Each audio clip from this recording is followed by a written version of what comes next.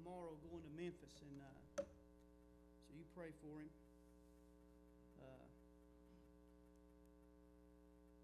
And I know Brother Dilbert, I know how he is. He don't look forward to those meetings like that where there's a lot of preachers around and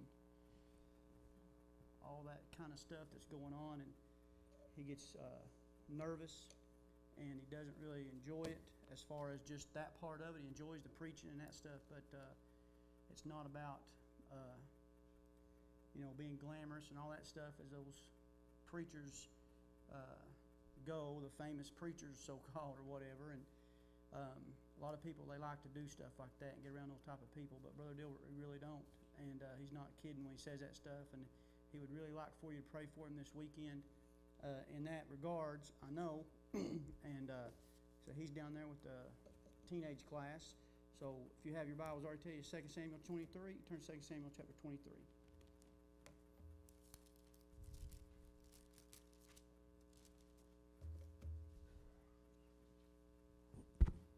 Now, a few years ago, well, I say a few years ago, probably 20 years ago, I guess now, seems like Brother Sam Gipp had preached a message and had used 2 Samuel 23, and at times through my life I had got that message there, and just a few, back then it was cassette tapes.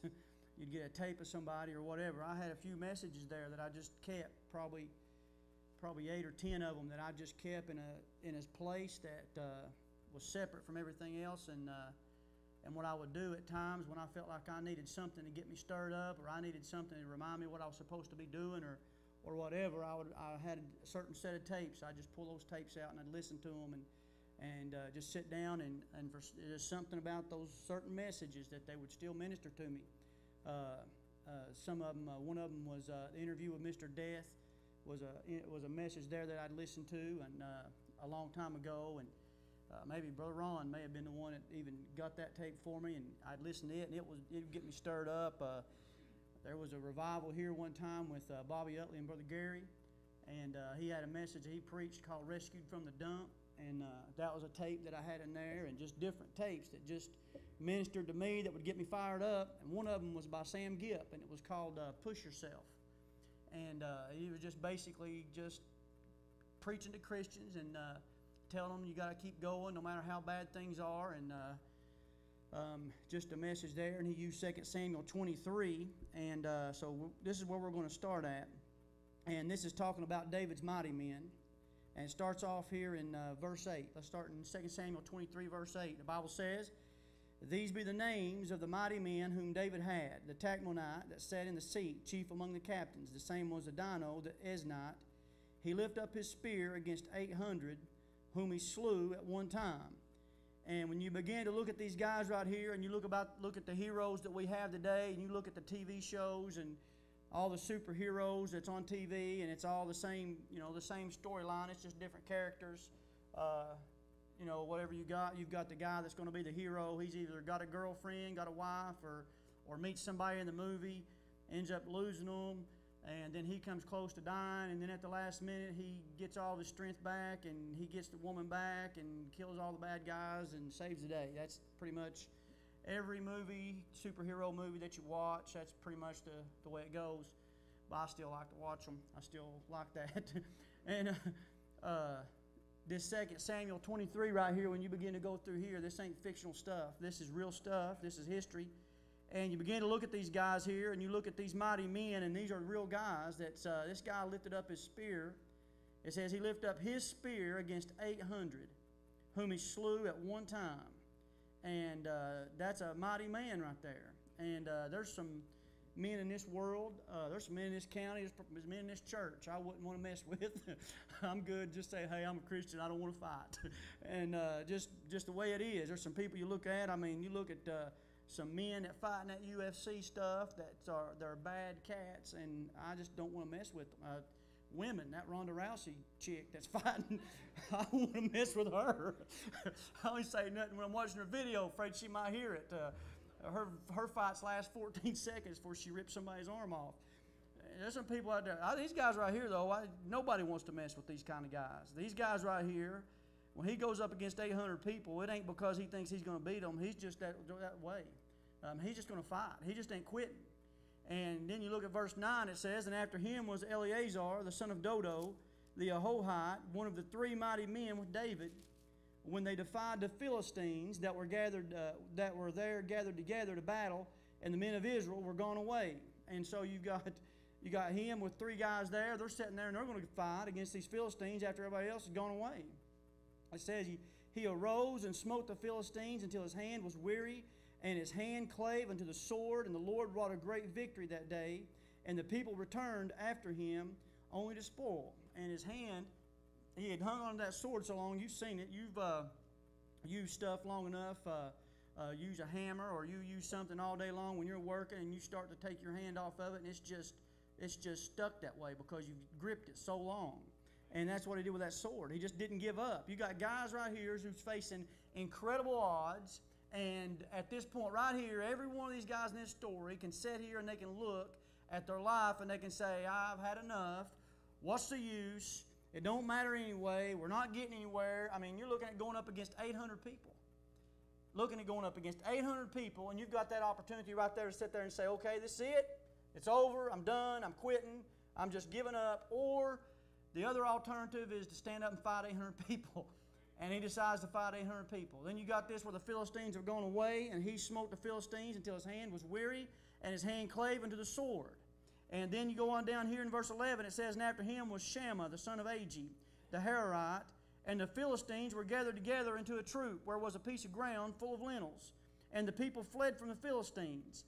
But he stood in the midst of the ground, and defended it, and slew the Philistines, and the Lord wrought a great victory."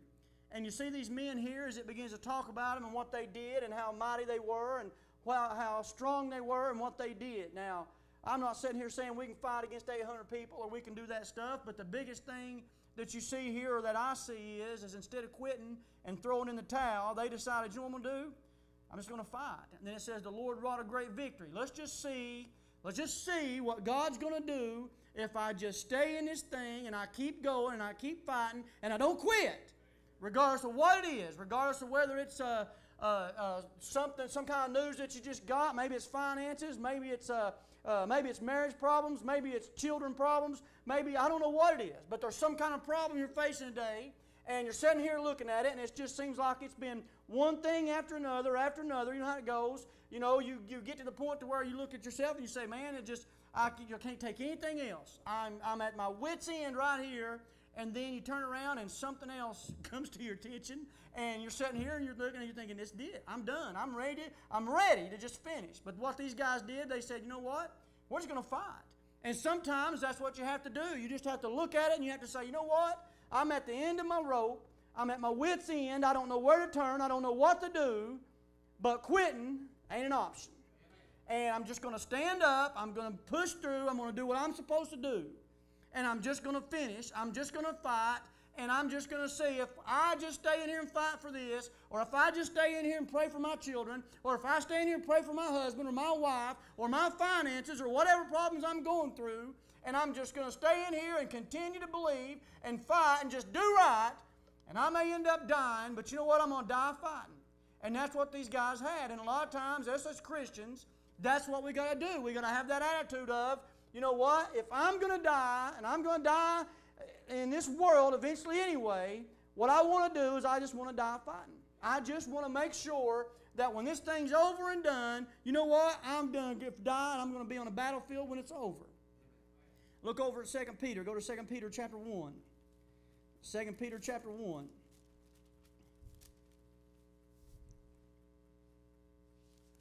2 Peter chapter 1. What I'm talking about tonight is I'm just going to build off of last week, what we were talking about last week, and just learning some things that you need to know to be able to fight. There's sometimes you got to pull the sword out, and it's time to fight. And it's time to just get back, and it's time to sit there and say, "You know what? I don't care what anybody's got to say. I know what's right. I'm going to say what's right, and I'm going to do it the best way I know how. I'm going to fight till it's over." And in 2 Peter chapter 1, what you have here is you have Peter giving them a list of things that they need to do that's going to keep them from falling anyway. And he says this down here in verse 10. He says, let's look in verse 9 first. He says, but he that lacketh these things is blind and cannot see afar off, and hath forgotten that he was purged from his old sins. Wherefore the rather, brethren, give diligence to make your calling and election sure. For if you do these things, ye shall never fall. All right, so what he's saying right here is you need to add these things. That way it makes you sure. And it's not talking about make sure you're saved. Now what you're going to do is you're going to get a Calvinist. He's going to preach this verse right here. What he's going to do is he's going to tell you, he's going to take you over to Matthew chapter 7. And he's going to say, see there, the Bible says that the Lord, that whoever's doing the will of God, those are the ones that's going to be saved. And then he's going to take you over here, this verse over here, and he's going to say, now listen, here's what you got to do. You got to make sure you're doing the will of God, because if you ain't doing the will of God, you're not going to heaven. Because that's what a Calvinist believes, perseverance of the saints. If you ain't living it and you're not in the will of God, then that means that you never got it. And they're going to come over here and they're going to say, you need to check yourself, brother. You need to check yourself, sister. Or if you call yourself a brother or sister, you need to make sure that you're saved. And they're going to give you that verse right there. And then they're going to say something like this. If you're not living as close to God now as you was when you started, then more than likely, brother, you probably never had anything anyway. Or they're going to say something like, if I'm counting on something to get me to heaven that can't even get me to church, and you're missing church, you probably ain't even saved.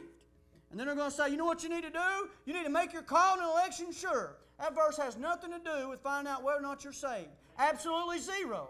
What it's talking about is, he says, here's what you need to do once you get saved, is you need to add these things. You need to add all these things down through here to your faith. You need to add virtue, and you need to add knowledge, and you need to add temperance, and patience, and godliness, and brotherly kindness, and charity. And he says, for if these things be in you and abound, they make you that ye shall neither be barren nor unfruitful in the knowledge of our Lord Jesus Christ. He says that to Christians. And then he says, but he that lacketh these things, Christians that lack these things, are blind and cannot see afar off, and hath forgotten that he was purged from his old sins. But you say, what's he saying? What he's saying is, he's saying that what will happen is you'll get so far backslid on God, you'll get so far away from God, you'll forget that God even saved you, you won't even know whether you're saved or not.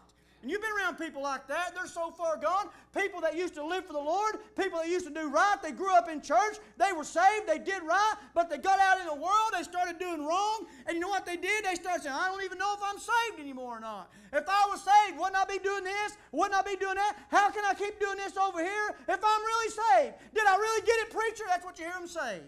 You know what it says? It says they've forgotten that they were purged from his old sins. And he says, wherefore?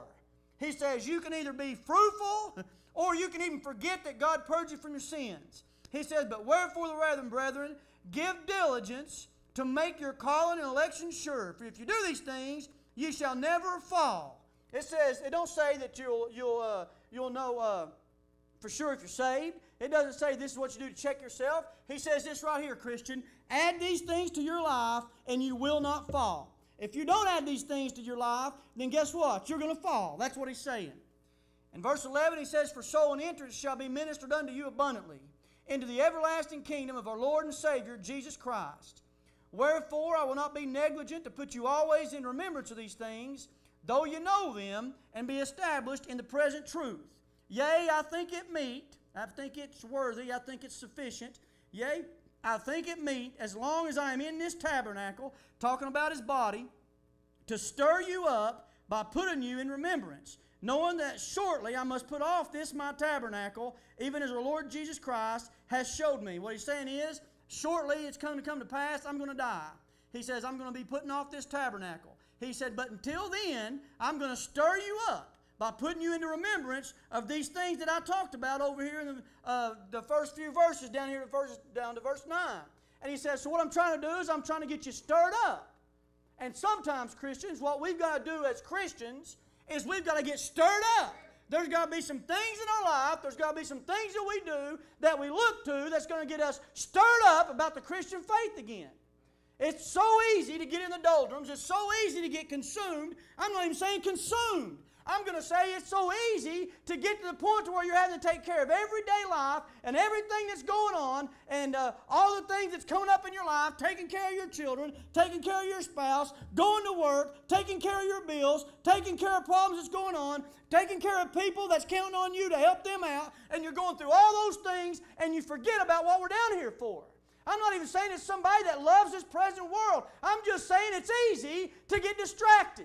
And when we get distracted, it's easy to start going through the doldrums, and there's no wind in your sails. There's no Holy Spirit. You feel like there's nothing going on, and you begin to turn around and you look around and you begin to say, what's going on? Well, I just don't feel the Spirit at church anymore like I used to. Well, it's not the preacher's fault.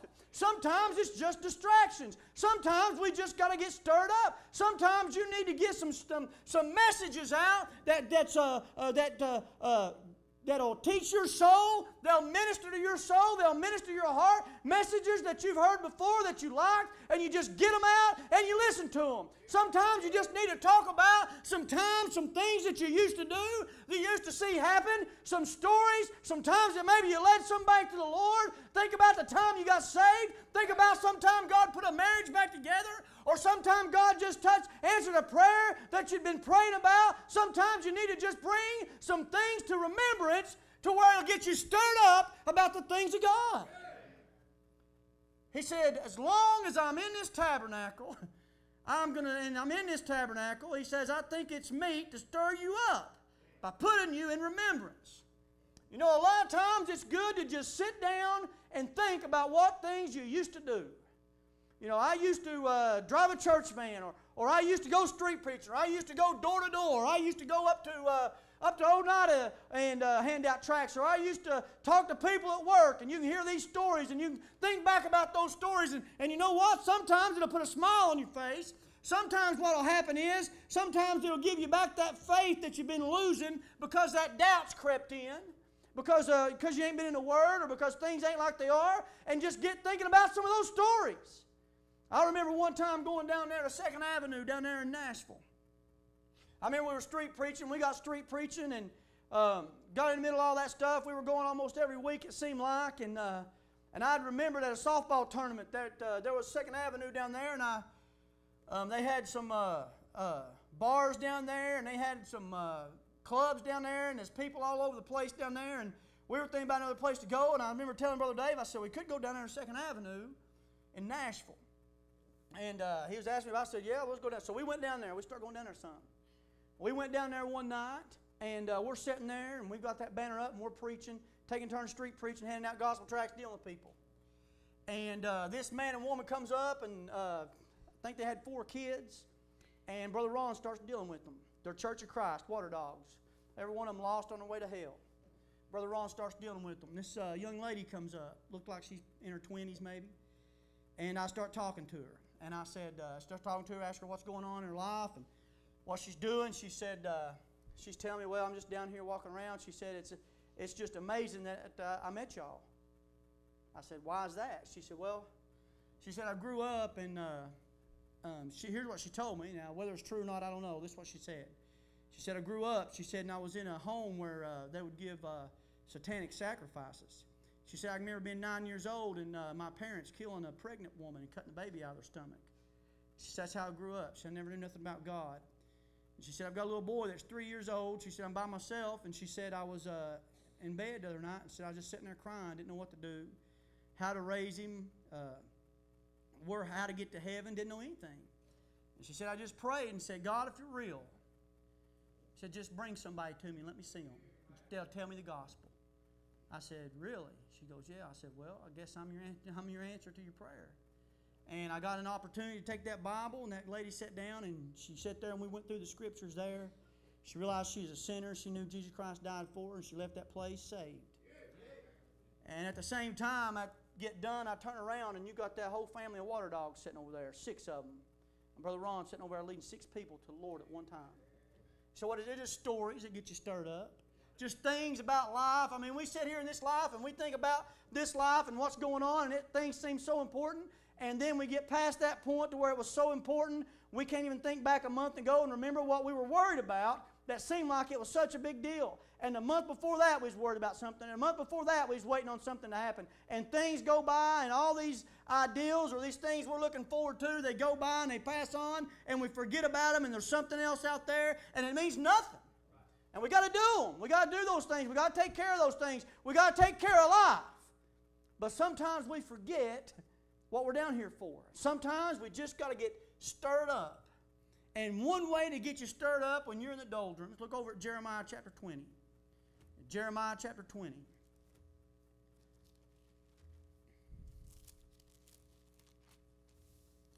What happens is, I'll tell you something, guys, it ain't we're losing our rights. We've lost our rights. And it's to the point now where Christian is not allowed to say anything. And they can call it hate speech, and you hate to get labeled. But folks, that's the way they do. They've got to put a label on you. Once they put a label on you, then they can do anything they want to do to you. And that's what they've always done. And these people that are so worried about people being prejudiced and people being racist and people being intolerant and people putting people in concentration camps and all that stuff, as soon as they get in charge, you know what they're going to do? They're going to be trying to put us in jail. That's what they're doing right now. The things that they said that they're mad about and how people are intolerant and they don't love one another, those are acting the exact same way that they say other people act. You know why? Because once they get in power, they'll do the exact same thing. And we've lost our right. You cannot say anything anymore. Let me give you an example. You had a couple years ago, and it's like that at work, it's like that here, in churches now, it's like that in sports, it's like that in anything. Some people are allowed to say what they want to say, and others are not. And a few years ago, there was this football player named Riley Cooper, and he was at a concert, and he was drunk, and there was a black cop standing there beside him, and he called him the N-word. Somebody had it on video. So you got a guy he's a football player, and he's drunk. I mean, he can't even hardly stand up. And so they leaked this cell phone video of this guy. Well, so what happens? Well, here's what happens. First of all, they're going to have to suspend him for saying that. Then they're going to have to, he had to go see counseling and go through some type of sensitivity training and find out how he's hurt everybody. And they put him through all these problems here, and then then they're going and asking all the football players, well, are you going to be able to accept him back into the football team? And, well, I'm always going to have that in the back of my head. It's hard not to, blah, blah, blah. And they go through all that stuff. And so this guy, he ends up getting back on the team and whatever. Well, a few months ago, there was a band or a sorority or a fraternity or something singing this song on a bus at Oklahoma, University of Oklahoma, and had some words like that in it. And it got leaked. And so they took those kids and they kicked them out of school, and the football team all held arms together and marched against that type of stuff. And that's fine. I mean, whatever. Well, that stuff goes on. Then a few weeks later, there's this little girl. She's playing Little League Baseball, Little League World Series, whatever. She's playing good and goes through this deal. And this baseball player, it's a little black girl playing on his team. A baseball player, a white college baseball player, puts out something on his phone or a tweet or whatever it is, and calls her a slut on there. Realizes what he does, takes it off. Well, it gets out, all this stuff goes on. Well, where he's at playing college baseball, they kick him out of school and tell him they ain't going to tolerate that type of behavior and all that stuff. And then that little girl actually writes a letter to the president saying the guy apologized, he didn't mean to say it, he's just, whatever. I think you should reconsider, which is pretty cool that she did that. The president says, no, we've got standards here at this college, and this is the way it's going to be. Well, then, right after Kentucky loses in the Final Four, one of those players on there called a white player from the other team the N-word. And he says it was just in jest, it was an accident, I didn't mean to say it. And everybody's like, oh, okay. And that's it. Well, then, this sports announcer named Stephen A. Smith, a black guy, he says, listen, he says, I'll agree with you. If that was a white guy said to a black guy, it would have been bad.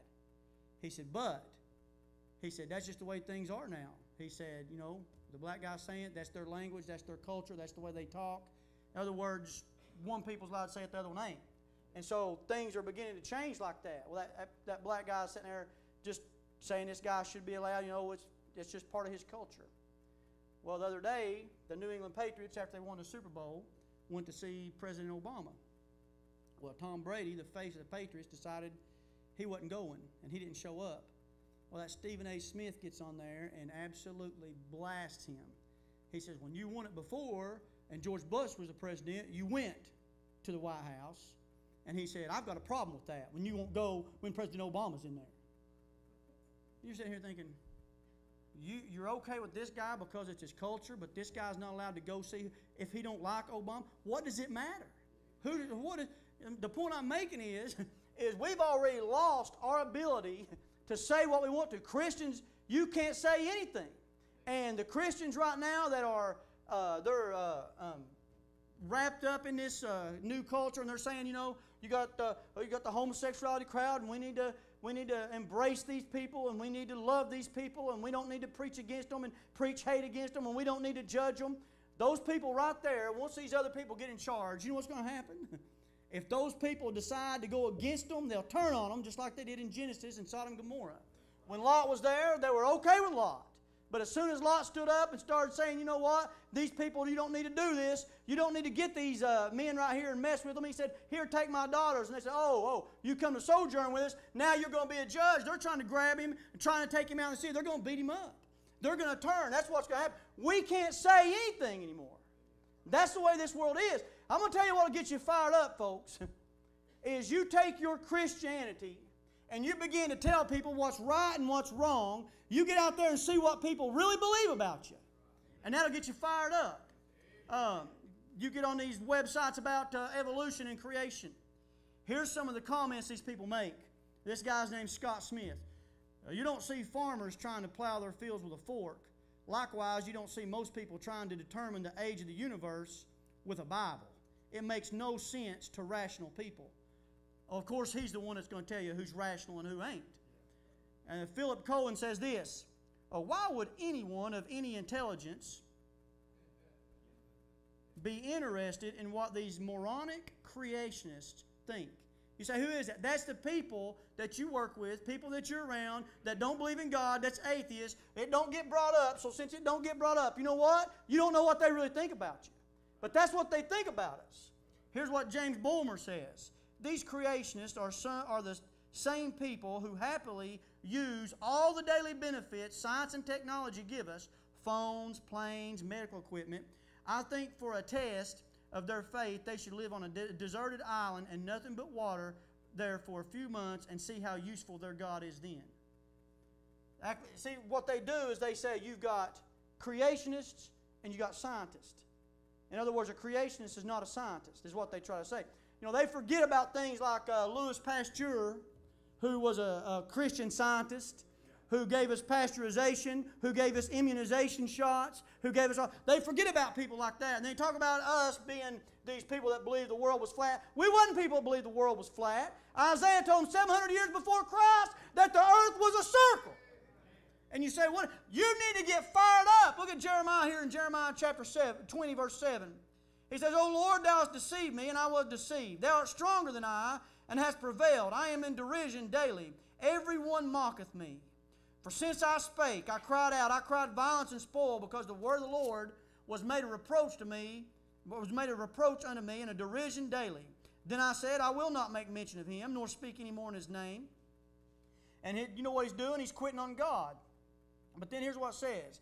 But his word was in mine heart as a burning fire, shut up in my bones, and I was weary with forbearing, and I could not stay. How come? Verse 10.